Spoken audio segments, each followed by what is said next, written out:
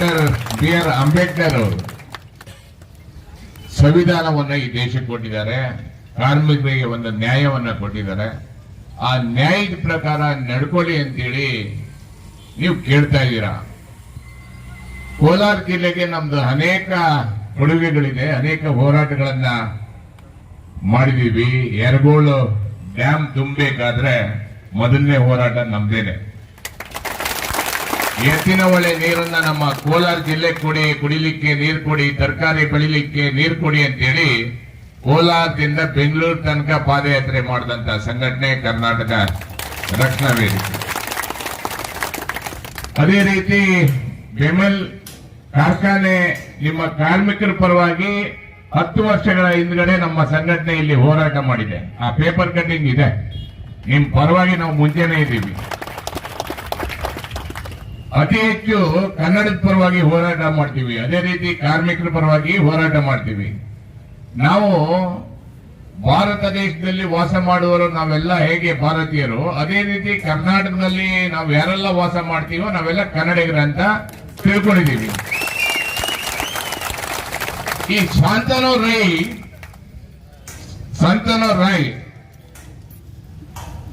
ಉತ್ತರ ಭಾರತದವನು ಇರ್ಬೋದು, ನಮ್ಮ ಕರ್ನಾಟಕ ಬಂದು ಸುಮಾರು ವರ್ಷ ಆಯ್ತು. ಅವನು ಇಲ್ಲಿಯವನಾಗಿ ಬದುಕಬೇಕಿತ್ತು, ಇಲ್ಲಿಯ ಕಾರ್ಮಿಕರ ಪರವಾಗಿ ಇರಬೇಕಿತ್ತು. ನಮ್ಮವ್ರ ಪರವಾಗಿ ಇಲ್ಲ ಅಂದ್ರೆ ಅವನು ನಮ್ಮವನಲ್ಲ ಅಂತ ನಾವು ಖಂಡಿತವಾಗಿ ತಿಳ್ಕೊಂತೀವಿ. ಕರ್ನಾಟಕದವನಲ್ಲ, ಭಾರತೀಯನಾಗಿದ್ರೂ ಸಹ ಕರ್ನಾಟಕ ಜನತೆಗೆ ಅವನು ನ್ಯಾಯವನ್ನ ಕೊಡಬೇಕಿತ್ತು, ಕೊಟ್ಟಿಲ್ಲ. ಈ ಹೋರಾಟವನ್ನ ಇಲ್ಲಿಗೆ ನಿಲ್ಲಿಸುವಂತ ಮಾತೇ ಇಲ್ಲ. ಖಂಡಿತವಾಗಲೂ ಕರ್ನಾಟಕ ರಕ್ಷಣಾ ವೇದಿಕೆ ನಿಮ್ ಪರವಾಗಿ ನಿಂತೀವಿ, ಎಚ್ಚರಿಕೆಯನ್ನ ಕೊಡ್ತಾ ಇದೀವಿ. ನಮ್ಮ ಪೊಲೀಸ್ ಅಧಿಕಾರಿಗಳು ಇಲ್ಲೇ ತಗೊಂತಾ ಇದ್ದಾರೆ, ವಿಡಿಯೋ ತಗೊಂತಾ ಇದ್ದಾರೆ. ಇಂಟೆಲಿಜೆನ್ಸ್ ಸಂದೇಶ ಕೊಡಿ, ಕಾರ್ಮಿಕರ ಪರವಾಗಿ ಪೊಲೀಸರ ಗುಂಡಿಗೆ ಎದೆ ಕೊಡದಿದ್ರೆ, ಮೊದಲನೇ ಪೊದೆಯಾಗೋದಿದ್ರೆ ಪ್ರವೀಣ್ ಶೆಟ್ಟಿ ಅಂತ ಬರ್ಕೊಂಡ್ಬಿಡಿ. ನಿಮ್ಮ ಕೇಂದ್ರ ಕಚೇರಿ ಏನಿದೆ ಸಂಪಂಗಿ ರಾಮನಗರ, ಆ ಕೇಂದ್ರ ಕಚೇರಿಗೆ ಮುತ್ತಿಗೆ ಹಾಕುವಂತ ದಿನವನ್ನ ನಾವೆಲ್ಲ ಕೂತ್ಕೊಂಡು ನಿರ್ಧಾರವನ್ನ ಮಾಡೋಣ. ನೀವು ಸಹ ಅಂತಿಮ ಘಟ್ಟದ ಹೋರಾಟ.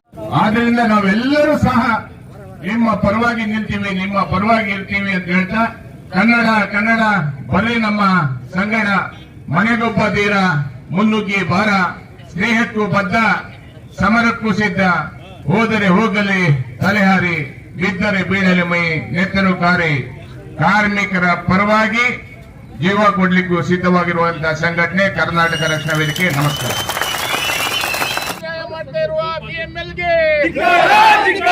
ಕನ್ನಡಿಗರಿಗೆ ಮೋಸ ಮಾಡುತ್ತಿರುವ BML ಅಧಿಕಾರಿಗಳಿಗೆ, ಕಾರ್ಮಿಕರಿಗೆ ಅನ್ಯಾಯ ಮಾಡುತ್ತಿರುವ ಬೆಂಬಲ ಆಡಳಿತಕ್ಕೆ, ಕಾರ್ಮಿಕರಿಗೆ ಅನ್ಯಾಯ ಮಾಡುತ್ತಿರುವ ಬೆಂಬಲ ಅಧಿಕಾರಿಗಳಿಗೆ